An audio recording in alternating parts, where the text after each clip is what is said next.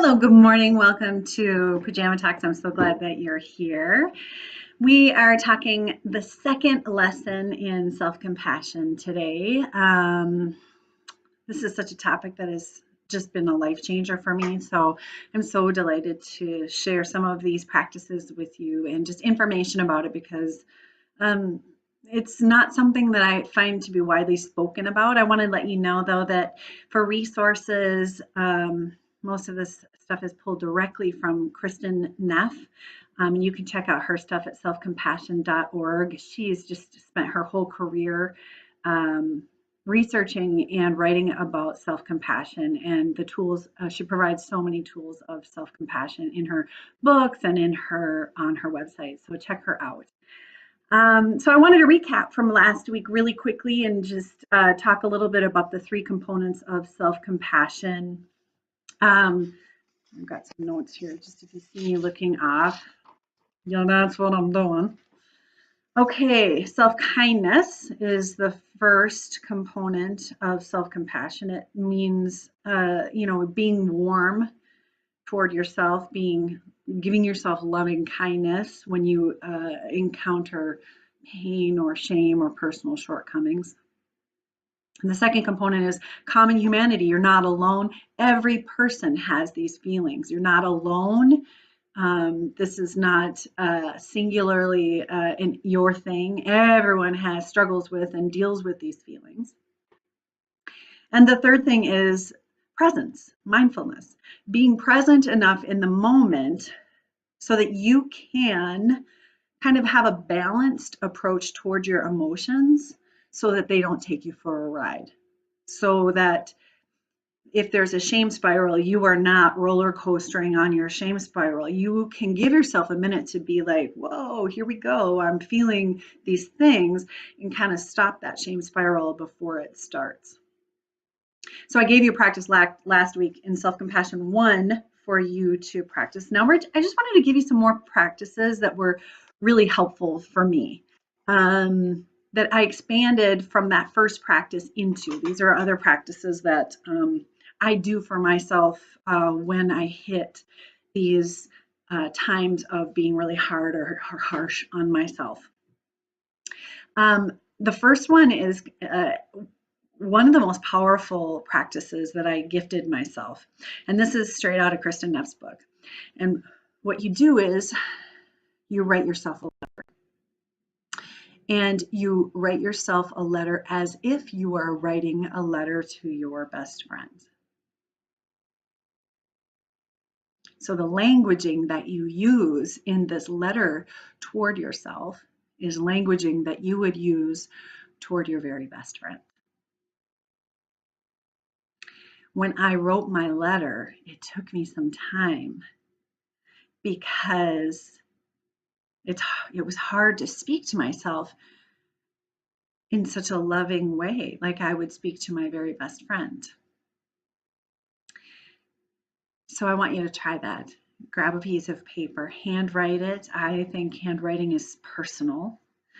And write yourself a letter through the lens of writing your very best friend. And then read it. Take a read and stick it somewhere where you're going to keep it. I still have mine. All right, so that's practice number 1. Oh my gosh, the sun's coming out. Yes. Practice number 2. Name your inner punishing voice. Name that voice. Ethel, Delilah, Stan, whatever you want, name it. Almost like you're othering that voice from yourself. Then see if you can start to pick up when Ethel is speaking to you. Oh, look, Ethel's come. There she is. Ethel's come back on board to tell me how crappy I am. Name that voice. See if you can start discerning when Ethel is talking to you. Once you can name it and start recognizing it as, oh, look, that punishing voice is speaking to me, You can also start to be like, whoa, look at how hard I'm being on myself. And in that moment, you can start to invite in instead the practice that we talked about last week, which is to invite in some self-kindness. Whoa, Ethel, woo, you're going to want to take me for a ride today. You know what? Everybody makes mistakes. I'm not alone. It's okay. And give yourself some kindness instead of letting Ethel take you for a ride. If you want, email me whatever names you come up with. I would love to hear.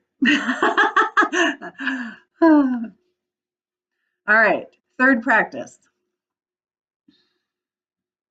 This is where the idea of being present enough in your life is really helpful.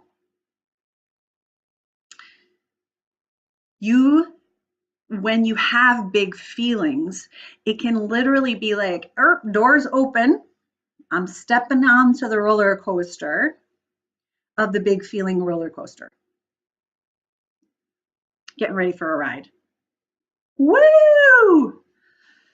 Sometimes when you have big feelings, frustration, anger, shame, those feelings just kind of take over and you're gone. You're gone. You're on the ride. And so this third practice, I still practice this fairly regularly for when I have big feelings. Everybody has big feelings, first of all. Let's just be really clear about that.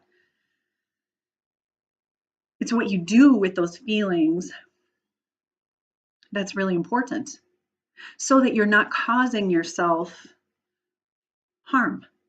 You're not losing your equanimity because of your big feelings.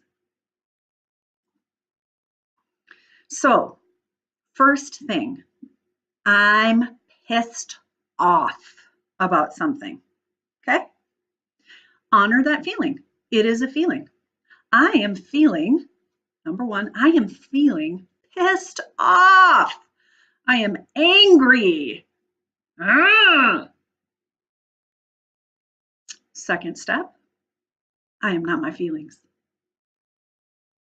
Feelings are like the weather, and they come and they go. But I am not my feelings. I can feel my feelings, but I am not my feelings. Third step, get really present in your body. I like to do this by taking a full deep breath with your belly. Hold it and sigh it out. And do it a couple times if you need to. Calming your neurological system, reducing that, and bringing you back to physical equanimity, which then you can start to bring into your other subtle bodies, your emotions, your mind. So to recap, number one, you're having a big feeling, honor it. I am that feeling. I'm feeling that thing. Shame, deep shame. Oh God, I did that thing. Oh my God. Second thing, I'm not my feelings. They're just feelings. They come and they go. I'm not my feelings. And third thing, get in your body and allow for some physical equanimity. Deep breath in, hold, and exhale. So those are the three kind of more next level practices that you can invite in on your self-compassion journey. I would love to hear what you think about that.